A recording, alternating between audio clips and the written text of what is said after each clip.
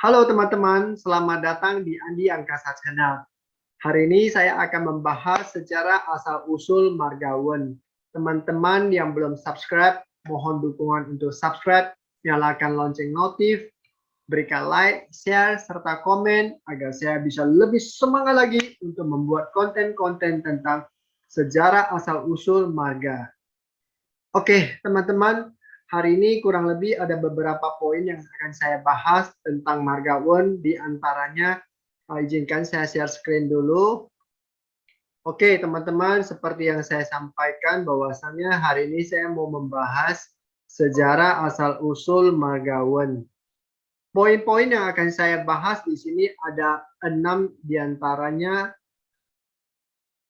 Pertama, penulisan aksara dan maknanya. Kemudian urutan dalam jumlah populasi dan urutan dalam tabel buku Pai Jiasing. Kemudian ada tokoh sejarah, kemudian penyebutan dalam berbagai dialek bahasa, kemudian yayasan atau nama yayasan atau perkumpulan daripada Margawen. Oke, kemudian ada sejarah Margawen juga. Nah, oke teman-teman, channel ini sekali lagi channel ini adalah membahas tentang tokoh, sejarah, sastra, budaya dari Tiongkok maupun dari negara lainnya. Oke, pertama-tama kita bahas tentang Margawen dulu ya teman-teman. Nah, penulisan aksara Margawen seperti yang teman-teman lihat di layar. Nah, kemudian dia memiliki arti umum yaitu temperatur atau hangat. Nah, kalau digunakan dalam arti medis, dia memiliki arti yaitu sejenis penyakit menular. Wen-i namanya ya. Kemudian kalau digunakan dalam kata kerja itu sepertinya dia menghangatkan, mereview, atau memperbaiki. Nah, teman-teman, kita bicara populasi. Pada tahun 2013 tercatat ada 2,17 juta jiwa atau 0,16% penduduk Tiongkok atau menempati urutan terbanyak ke 104. Nah, mungkin kalau untuk urutan tahun-tahun 2021 kita belum dapatkan catatan sejarah, belum dapatkan datanya. Nah, kemudian kalau secara tabel dia tabel Pai Jiasing ya teman-teman, dia menempati urutan ke 320. Nah, teman-teman, beberapa tokoh yang akan saya bahas di sini seperti Wen Jie.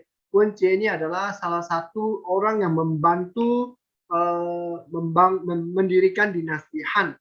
Nah, Wen Jiao itu adalah salah satu jenderal juga orang hebat pada masa dinasti Tiongkok. Nah, Wen Jiabao teman-teman pasti sudah tahu, dia adalah salah satu Perdana Menteri Tiongkok pada tahun sebelum 2015 lah ya teman-teman. Nah, kemudian kalau Dr. Un Bun Ing ini teman-teman juga pasti sudah tahu, dia adalah seorang dokter sosiawan dari Solo. Nah, luar biasanya apa teman-teman? Dia membantu orang-orang miskin yang tidak punya uang untuk berobat, tidak apa-apa. Datang berobat, mau sumbang atau enggak, tidak masalah. Karena prinsipnya kalau dia sudah jadi dokter, dia harus memberikan manfaat atau pertolongan kepada orang lain. Nah, kalau Dr. Bunjamin Setiawan ini teman-teman juga barangkali sudah kenal, dia adalah salah satu pendiri daripada PT KB Pharma ya. Jadi dia juga menurut Wikipedia, dia adalah salah satu dari konglomerat juga ya yang memiliki kekayaan yang luar biasa. Jadi ini adalah sekilas dari saya tentang tokoh-tokoh Margawen.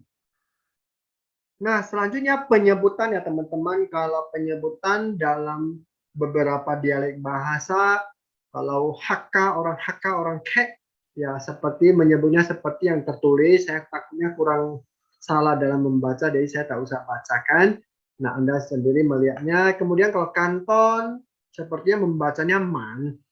Ya, kemudian kalau Hokkien, nah kebetulan saya orang Hokkien, saya tahu dia biasanya dibaca un ya atau bun ya. Teman-teman barangkali ada dari dialek lainnya boleh bantu share di dalam kolom komen.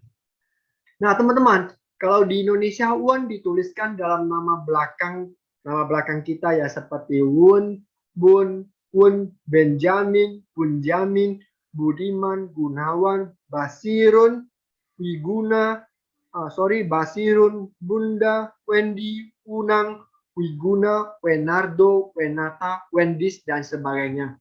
Bisa saja selain yang saya buatkan di sini masih ada lagi nama-nama yang lain yang belum saya tuliskan. Teman-teman barangkali tahu, boleh isikan di dalam kolom komen. Nah, teman-teman, Yayasan Margawen yang saya ketahui adalah Paguyuban Margawen. Bisa saja setiap daerah itu punya organisasi atau yayasan juga berbeda-beda, teman-teman. Nah, saya pernah mendengar teman-teman saya dari beberapa kota kecil ya, mereka juga punya perkumpulan tersendiri dan mungkin berbeda dengan perkumpulan pusatnya. Nah, yang pastinya adalah teman-teman orang-orang Tionghoa, mereka punya satu prinsip. Mereka ketika punya atau mereka ketika membuat sebuah yayasan, mereka punya tujuan bukan untuk pribadi lagi. Mereka itu selalu membantu kaum-kaum yang kurang, kaum-kaum miskin. Jadi mereka mendapatkan harta kekayaan, mereka tidak menggunakan sendiri, tetapi mereka share kepada banyak orang. Semoga siapapun dari kita, mau dia suku apapun, ya kita juga belajar dan sama-sama belajar ketika kita memiliki, kita bisa share kepada banyak orang, kepada orang yang membutuhkan. Oke teman-teman, mengenai sejarah. Jadi ada beberapa teori yang saya dapatkan. Pertama ada teori namanya San Yuan Shuo, dan kemudian teori Tuo Yuan Shuo. Nah, teori San Yuan Shuo ini kalau saya terjemahkan itu adalah teori 3 sumber. Dan kalau itu Tuo Yuan Shuo itu adalah teori banyak sumber. Nah, saya coba mencarikan. Oke teman-teman, menurut teori San Yuan Shuo ini di sini dikatakan bahwasanya berasal dari salah seseorang yang bernama bermarga Qi,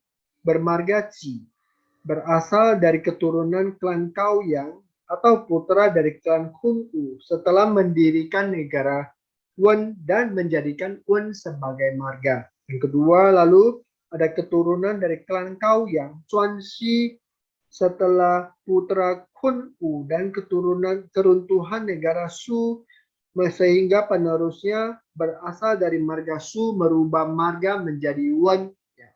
Yang ketiga itu katanya adalah bahwasanya marga Wen berasal dari marga Qi. Berasal dari marga Qi yang merupakan keturunan dari Tang Shui. Nah, Tang Shui itu adalah pendiri daripada negara Tang.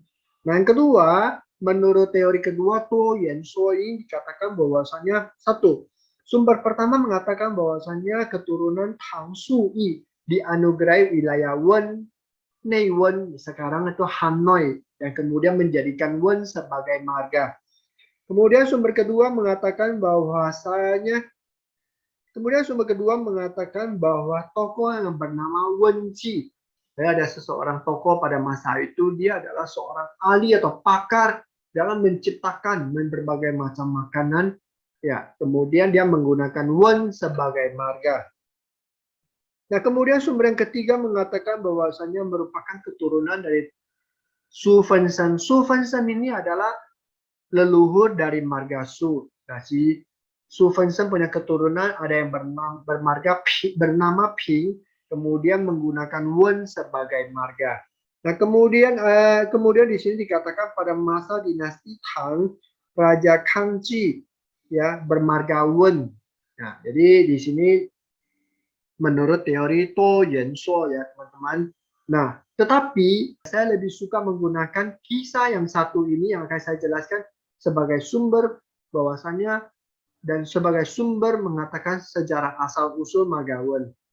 Nah, jadi yang di sini di layar saya ada tuliskan bahwasannya marga Wen berasal dari marga Qi, Pangeran Qi Song, ya, anak Zhou Wuwang, naik tata sebagai penguasa dinasti Zhou menjadi Zhou Chengwang. Jadi Qi Song ini adalah pangeran atau menjadi raja kedua setelah papanya adalah Zhou Wuwang, teman-teman.